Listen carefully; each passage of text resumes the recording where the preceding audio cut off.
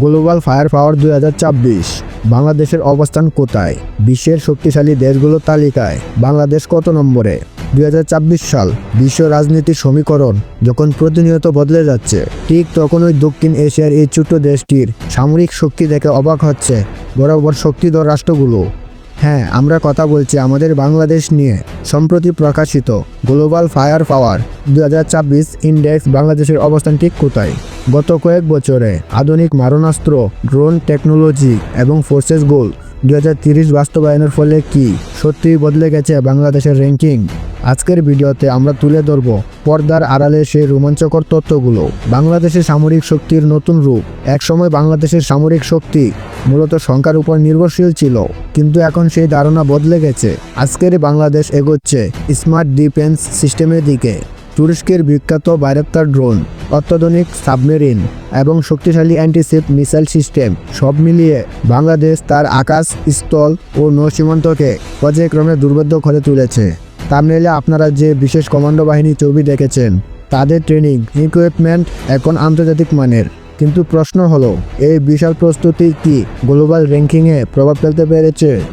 Global fire পাওয়ার index কিভাবে কাজ করে?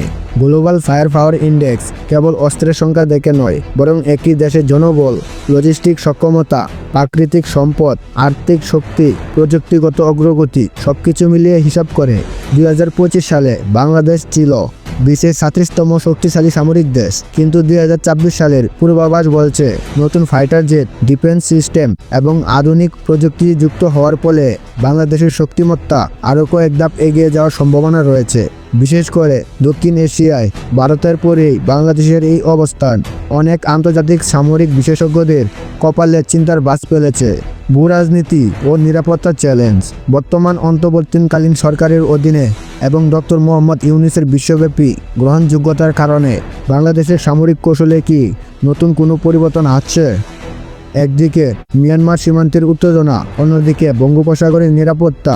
এই দুই ফ্রন্টে বাংলাদেশ কতটা প্রস্তুত? আধুনিক যুদ্ধের যুগে শুধু অস্ত্রই নয়, ইন্টেলিজেন্স ও সাইবার সিকিউরিটিও যে বড় অস্ত্র, বাংলাদেশ সেটাও প্রমাণ করে দিচ্ছে। উপসংহার: পরিশেষে বলা যায়, বাংলাদেশ কোনো যুদ্ধ চায় না, কিন্তু সার্বভৌমত্ব রক্ষায় আমরা এখন আগের যে কোনো সময়ের চেয়ে অনেক বেশি প্রস্তুত ও শক্তিশালী। আপনাদের কি মনে হয় 2024 সালের শেষে বাংলাদেশ কি শীর্ষ 30টি শক্তিশালী দেশের তালিকায় জায়গা করে নিতে পারবে? আপনার মতামত কমেন্টে জানান। ভিডিওটি ভালো লাগলে লাইক দিন এবং দেশের নিরাপত্তার এই গুরুত্বপূর্ণ তথ্য বন্ধুদের সাথে শেয়ার করুন। আজ এই পর্যন্তই, দেখা হবে পরের ভিডিওতে।